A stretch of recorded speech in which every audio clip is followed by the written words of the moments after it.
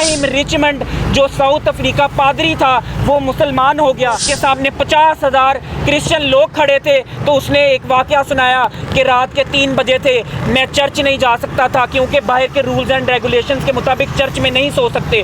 پھر میں نے ایک کرسچن کو فون کیا, اس کے گھر پناہ لی, لیکن ان کے میاں بیوی کے جھگڑے کی وجہ سے مجھے وہاں سے چپ کر کے موو ہونا پڑا. پھر میں ایک مسجد میں گیا. گورنمنٹ کی آپ بات کر رہے ہیں, وہاں پہ رولز اینڈ لاز جو وہاں پہ موجود ہیں, آپ ان کا جھنڈا نہیں جلا سکتے. آپ اگر جھنڈا جلائیں گے تو آپ کو قانونی طور پہ سزا ملے گی. آپ وہاں پہ کسی جانور کو اذیت نہیں پہنچا سکتے, آپ کو اس کی سزا ملے گی. یہاں تک کہ آپ کسی کی سیلف رسپیکٹ جو ہے اس کو مجروح نہیں کر سکتے, آپ کو اس کی بھی سزا ملے گی. تو ہر چیز کا قانون وہاں پہ موجود ہے. صرف پھر آزادی اظہار رائے کہہ کے مسلمانوں کے ہی ایمان کو کیوں مجروح کیا جاتا ہے؟ ڈنمارک میں کارٹونسٹ نے جو خاکے شائع کیے تھے نبی کی گستاخی میں, تو پھر ہمارا ایک دلیر بھائی جو کہ حافظ آباد کے ایک شہر کی ایک گلی میں سے اٹھا جس کا نام گڑی اوان ہے, اور وہ ذات کا بھٹی تھا, اور اس نے اس کو جہنم واصل کیا. قرآن کی بے حرمتی نامنظور نامنظور.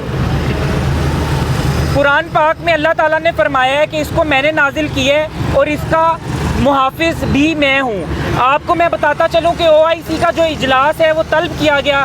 اس کے جو سیکرٹری جنرل تھے حسین ابراہیم, انہوں نے کہا کہ مذہبی منافرت کو پھیلانا اور پچھلے کئی سالوں سے مغرب ممالک کی طرف سے جو ہے وہ دین اسلام کی بے حرمتی کی جاتی ہے, اور پھر جب یہ لوگ اشتعال میں آتے ہیں یا مشتعل ہوتے ہیں یا اپنے مذہب کا جو جنون شو کرتے ہیں, اس کے بعد جو ہے پھر ان کو دہشت گرد قرار دیا جاتا ہے یا پھر ان کو جو ہے وہ اسلام فوبیا کا نام دے دیا جاتا ہے. میں آپ کو ایک اور بات بتاتا چلوں کہ پاکستانی مندوب جس میں عابد شیر تھے جو کہ OIC کے نمائندہ تھے, انہوں نے کہا کہ اس کی حکومت اور سیاسی قیادت پرزور مذمت کرتی ہے, اور انہوں نے یہ بھی کہا کہ ایک طرف عید قرباں ہو رہی تھی جو کہ مسلمانوں کی حج کا موقع تھا اور عید الاضحیٰ منائی جا رہی تھی, اور دوسری طرف جو ہے یہ سازش گھنونی سازش رچائی جا رہی تھی. یہ جو مومیکا نامی شخص ہے جو کہ سری لنکا کا ہے, اس نے مرکزی مسجد سویڈن کے شہر سٹاکہولم کے باہر جو ہے قرآن پاک کو نظر آتش کیا.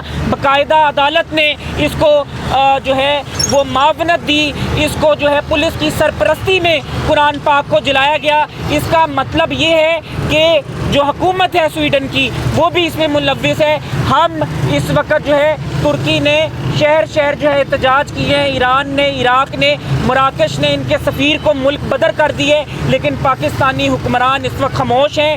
اگر ہم ان کی پروڈکٹس کا بائیکاٹ کر دیں, OIC میں کتنے اسلامی ممالک ہیں, وہ اگر سویڈن کی پروڈکٹس کا بائیکاٹ کرے تو ان کی معیشت کا دھڑن تختہ ہو جائے, اور پھر ان کو جو ہے آگے یہ ہمیشہ یہ سوچیں گے کہ یہ جو ہے ایک مقدس مذہب ہے, اور کیا یہ ہماری مسجد توڑیں گے تو ہم ان کا مندر توڑیں گے.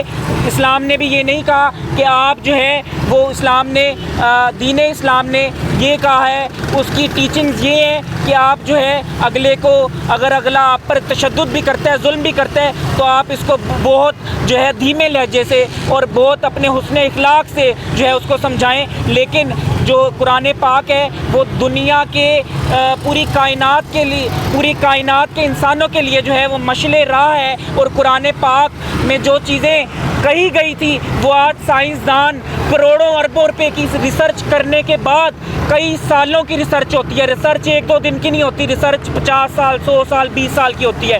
جن نتیجوں پہ پہنچے ہیں وہ قرآن پاک میں پہلے ہی چیزیں کہہ دی گئی ہیں. قرآن پاک اور فرانس کے پوپ نے کہا ہے کہ ہر انسان کا یا ہر مذہب جو ہے وہ مقدس ہوتا ہے, ان کی جو کتاب ہے وہ مقدس ہوتی ہے. تو ایسی منافرت نہ پھیلائی جائے اور کسی کے مذہب کو یا اس کی کتاب کو جو ہے نشانہ بنا کر اس کی جو ہے بے حرمتی نہ کی جائے, اس کی میں شدید مذمت کرتا ہوں. دوسری طرف ابراہیم رچمنڈ جو ساؤتھ افریقہ پادری تھا وہ مسلمان ہو گیا. کیسے ہو گیا؟ اس نے ریسرچ کی قرآن پہ, اور اس کے بعد جب وہ اس کے سامنے 50,000 کرسچن لوگ کھڑے تھے تو اس نے ایک واقعہ سنایا کہ رات کے 3 بجے تھے, میں چرچ نہیں جا سکتا تھا کیونکہ باہر کے رولز اینڈ ریگولیشنز کے مطابق چرچ میں نہیں سو سکتے. پھر میں نے ایک کرسچن کو فون کیا, اس کے گھر پناہ لی, لیکن ان کے میاں بیوی کے جھگڑے کی وجہ سے مجھے وہاں سے چپ کر کے موو ہونا پڑا. پھر میں ایک مسجد میں گیا, دروازے مسجد کے 24 گھنٹے کھلے رہتے ہیں, اور وہاں کے جو ملا تھے انہوں نے 3 بار السلام علیکم کہہ کے بلند آواز میں مجھے ویلکم کہا, اور انہوں نے کہا آپ جہاں چاہتے ہیں سو جائیں. یہ واقعہ سنانے کی دیر تھی کہ اس نے بلند آواز میں کلمہ پڑھا, اور اس نے کہا کہ میں اپنے آپ کو جو ہے وہ دین اسلام میں جو ہے وہ لاتا ہوں, اور اب میں نے یہ جو ہے کلمہ پڑھ لیا ہے. اور اس کے پیچھے پیچھے جو 50,000 لوگ تھے انہوں نے بھی کلمہ پڑھ لیا, اور اس نے یہ کہا کہ مجھے ایک پر نور شخصیت بزرگ جو ہے وہ میرے خواب میں بار بار آتے تھے, اور وائٹ کلر کے کپڑے انہوں نے پہنے ہوتے تھے. پھر جب اس نے ریسرچ کی تو اس کو پتہ چلا کہ یہ احرام ہے, اور پھر اس نے شاہی مہمان بن کر شاہ سلمان کا ابراہیم ریچمنڈ اس کا کرسچن نام تھا اور ابراہیم اس کا مسلمان نام ہے, اس نے حج بھی ادا کر لیا. اب میں کہوں گا کہ کوئی اور بھائی مجھے بتائیے گا, ایک کوشچن ہے آپ سے کہ سویڈش گورنمنٹ کی آپ بات کر رہے ہیں, وہاں پہ رولز اینڈ لاز جو وہاں پہ موجود ہیں, آپ ان کا جھنڈا نہیں جلا سکتے. آپ اگر جھنڈا جلائیں گے تو آپ کو قانونی طور پہ سزا ملے گی. آپ وہاں پہ کسی جانور کو اذیت نہیں پہنچا سکتے, آپ کو اس کی سزا ملے گی. یہاں تک کہ آپ کسی کی سیلف رسپیکٹ جو ہے اس کو مجروح نہیں کر سکتے, آپ کو اس کی بھی سزا ملے گی. تو ہر چیز کا قانون وہاں پہ موجود ہے. صرف پھر آزادی اظہار رائے کہہ کے مسلمانوں کے ہی ایمان کو کیوں مجروح کیا جاتا ہے؟ دیکھیں, پھر اسی طرح سے ان کو جہنم واصل کیا جاتا ہے. جب ڈینمارک میں کارٹونسٹ نے جو خاکے شائع کیے تھے نبی کی گستاخی میں, تو پھر ہمارا ایک دلیر بھائی جو کہ حافظ آباد کے ایک شہر کی ایک گلی میں سے اٹھا جس کا نام گڑی اوان ہے, اور وہ ذات کا بھٹی تھا, اور اس نے اس کو جہنم واصل کیا. پھر جب ان کو جہنم واصل کیا جاتا ہے تو یہ کہتے ہیں کہ اسلام جو ہے وہ ٹیررسٹ مذہب ہے, اور یہ جو مسلمان ہیں یہ اسلام فوبیا کو پھیلا رہے ہیں, اور یہ جو ہے ایک سنسنی پھیلانا چاہتے ہیں, لوگوں کو ڈرانا دھمکانا چاہتے ہیں. اگر ایک سویڈن کا جھنڈا جلے گا تو سویڈن کے جو شہری ہیں وہ کتنے ہوں گے, کتنے لاکھوں کروڑوں, لیکن مسلمان جو ہیں وہ بلینز ہیں. جھنڈے جلنے کی کوئی جو ہے وہ اتنی درد نہیں ہوگی سینے میں, لیکن جو قرآن جلنے کا درد ہوگا یہ ہمارا مذہب ہے, ہمارے نبی کی گستاخی ہوگی تو پھر بھی وہ ہمیں قبول نہیں ہے. اس کے لیے بھی ہم کسی حد تک جائیں گے, جان بھی دے دیں گے, اور اگر قرآن پر بھی آنچ آئے گی تو ہم جان دے دیں گے. اور دنیا کے تقریباً 100 سے اوپر ملک ہیں جو مسلمان ہیں, ان میں کتنے کروڑوں اربوں مسلمان رہتے ہیں.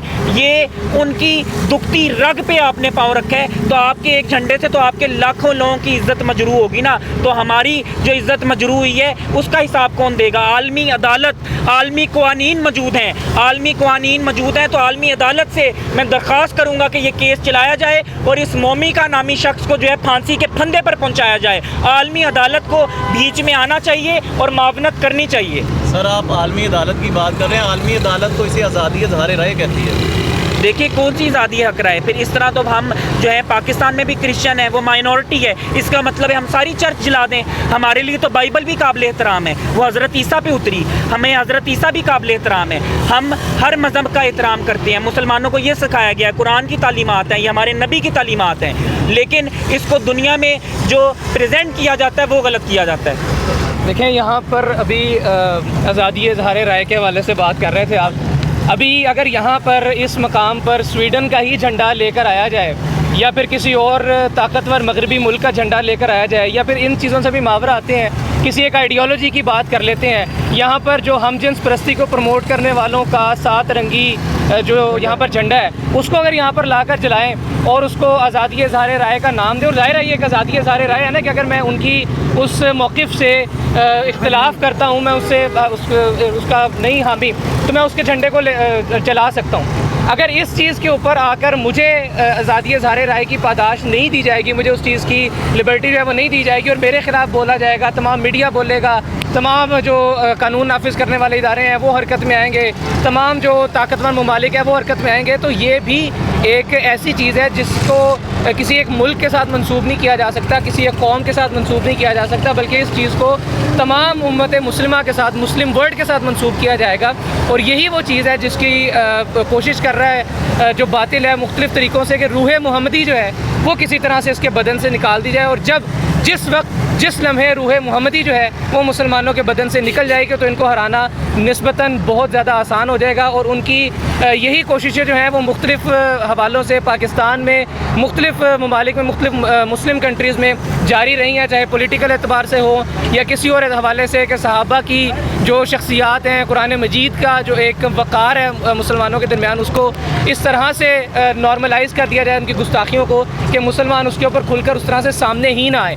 تو جب اس طرح کے معاملات ہوں گے تو پھر الٹیمیٹلی مسلمانوں کے جو دل ہیں، جو ان کی روح ہے، وہ اس چیز سے آہستہ آہستہ پیچھے ہونی شروع ہو جائے گی۔